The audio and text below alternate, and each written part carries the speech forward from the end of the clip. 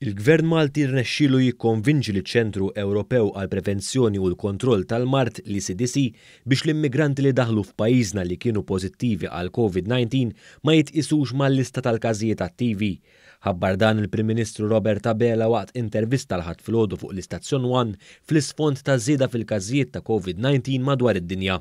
Irnexxielna nikkonvinċu bħala pajjiż lill-ECDC, il-European Centre for Disease Prevention and Control, entità uffiċjali tal-Unjoni Ewropea biex l-immigranti li huma pożittivi għal COVID f'pajjiżna ma jitqisux mat-total tal-pajjiż.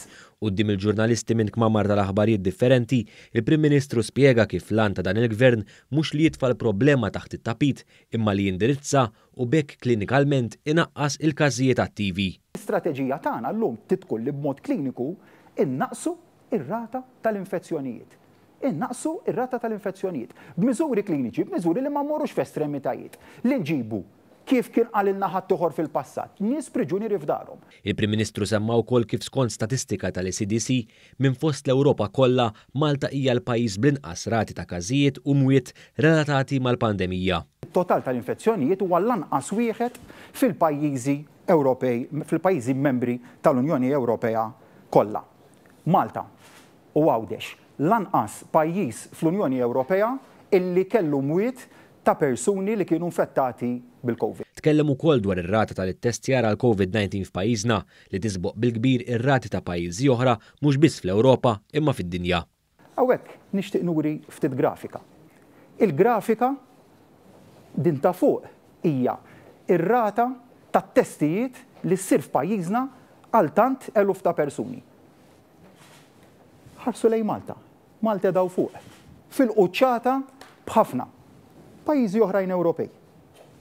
Lanqas jibdew mar-rata ta' testing li nagħmlu f'pajjiżna. Il-Prim Ministru aċċenna għad-deċiżjonijiet li ttieħdu fl-aħħar xhur bejn id-Deputat Prim Ministru Chris Fearn u s-Supretendent tas-Saħħa Pubblika l-Professur Charmaine Gauci u li flimkien se jibqgħu jaħduhom fi żmien li ġej. Filwaqt li semma wkoll id-deċiżjoni li jiġu ttestjati l-persuni fl-ajruport internazzjonali ta' pajjiżna ma eskludix iktar leġiżlazzjoni li tħares id-distanza soċjali. M'għandux ikolli liġi, għandha tiġi minni mill-awtodixxiplina illi nżomm id-distanza soċjali.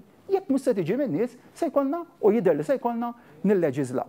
Minkejja dan kollu l-Prim Ministru sqar li jinsab diżappuntat b'kampanja ta' misinformazzjoni kontinwa li bħalissa għaddejja fil-pajjiż.